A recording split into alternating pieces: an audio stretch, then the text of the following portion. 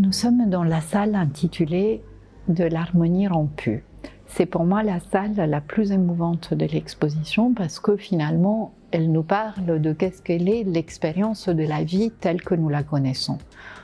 Ayant perdu la langue commune du paradis, nous nous sommes tous, hommes, plantes, animaux, transformés en proies ou en prédateurs.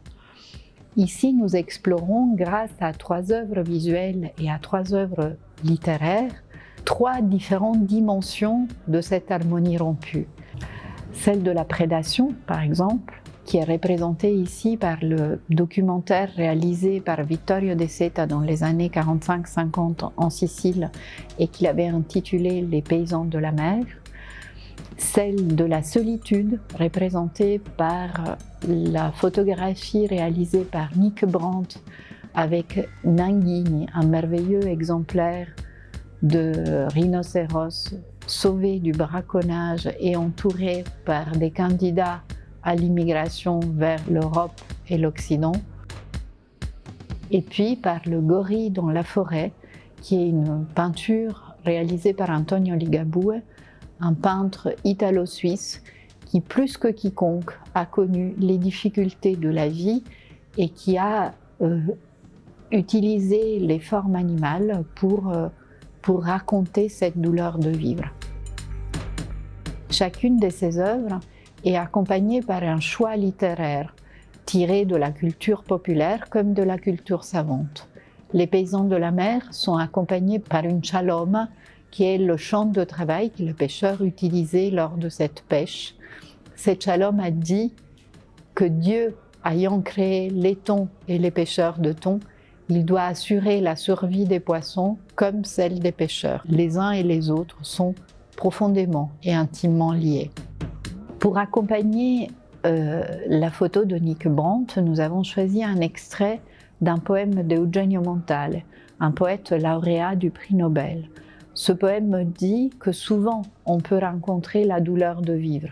Elle se trouve dans tout, dans les feuilles qui se recroquevillent par la chaleur, dans le cheval qui tombe par terre harassé de fatigue.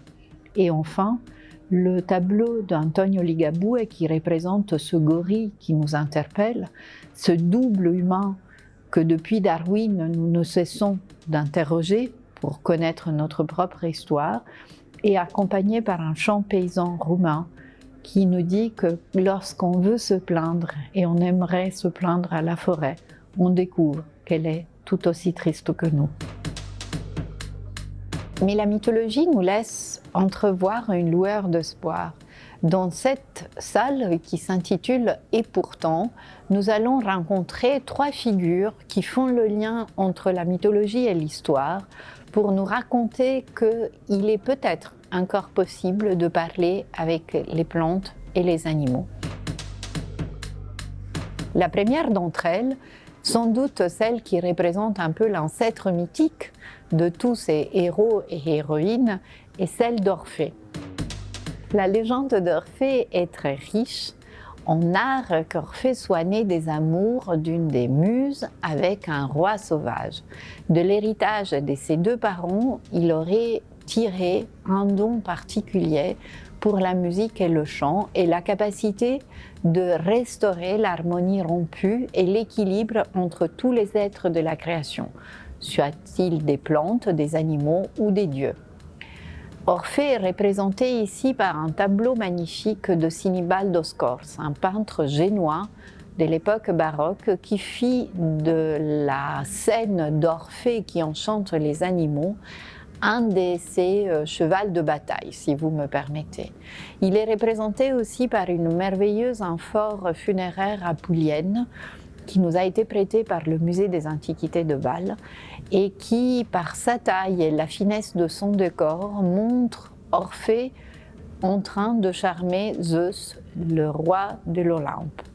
Et enfin, Orphée est représenté aussi sur une édition du cortège d'Orphée, qui est l'œuvre conjointe de Guillaume Apollinaire et Rolf Dufy. Si Orphée représente le don naturel qu'on peut avoir pour communiquer avec autrui, La figure de Salomon, connu pour être le troisième roi d'Israël, représente au contraire le savoir qu'on acquiert avec des longues études et une application soutenue. La Bible dit de Salomon que l'étendue de ses connaissances était encore plus grand que le nombre de grains de sable qui entourent la mer, et que Salomon pouvait parler sur toutes les plantes et sur tous les animaux. Ce verset de la Bible a pu être interprété par la culture populaire d'une manière un peu inattendue, qui est celle de dire que Salomon pouvait parler avec les plantes et les animaux. Ceci, dans les récits apocryphes non officiels qui entourent la figure de Salomon, aurait été rendu possible parce que Salomon aurait reçu de Dieu lui-même un sceau magique lui permettant de communiquer avec les autres êtres vivants. Et donc son immense sagesse viendrait du fait que grâce à cette communication, il pouvait accéder à des savoirs, c'est ceux des animaux et des plantes, qui nous sont aujourd'hui inaccessibles. Salomon est représenté par une estampe populaire qui le montre entouré par les esprits et les animaux qui sont à son service, mais aussi par un ouvrage exceptionnel qui est la Bible de la dernière main de Martin Luther, qui nous a été prêtée par la Fondation Martin Bodmer. Dans cet ouvrage exceptionnel, fondateur pour l'Europe de la Réforme, on voit Salomon représenté à différents endroits, et l'illustration qui le montre aujourd'hui le voit posé sur un trône dans des habits plutôt Renaissance, chose qui est savoureuse, mais surtout entouré par deux théories de lions. Les lions étaient considérés depuis le Moyen-Âge comme l'animal de la vigilance, parce qu'on pensait qu'ils dormaient les yeux ouverts et qui donc gardaient un œil sur tout. En glissant de plus en plus vers l'histoire, on va à la rencontre de la figure de Saint François d'Assise, un des saints les plus importants du panthéon chrétien, non seulement parce qu'il a été un penseur qui a révolutionné notre approche de la religion, mais aussi parce que c'est un des saints auxquels on voue une des dévotions les plus familiales, les plus intimes.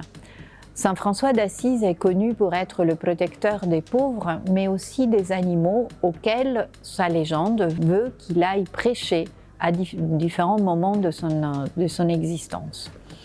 Saint François est ici représenté par une série de santini, de petites images pieuses qui étaient données ou échangées au moment clé de la vie du croyant et qui accompagnaient le fidèle tout au long de son existence. Dans la vitrine, on trouve aussi un exemplaire des Florets de Saint François d'Assise, original, qui nous a été prêté par la Fondation Bodmer. Cet recueil de textes postérieurs à la vie du saint met en scène les différents épisodes de sa vie dans lesquels son infinie bonté lui a permis de rentrer en contact avec tous les êtres de la création. Découvrez toutes les vidéos de cette série sur notre chaîne YouTube.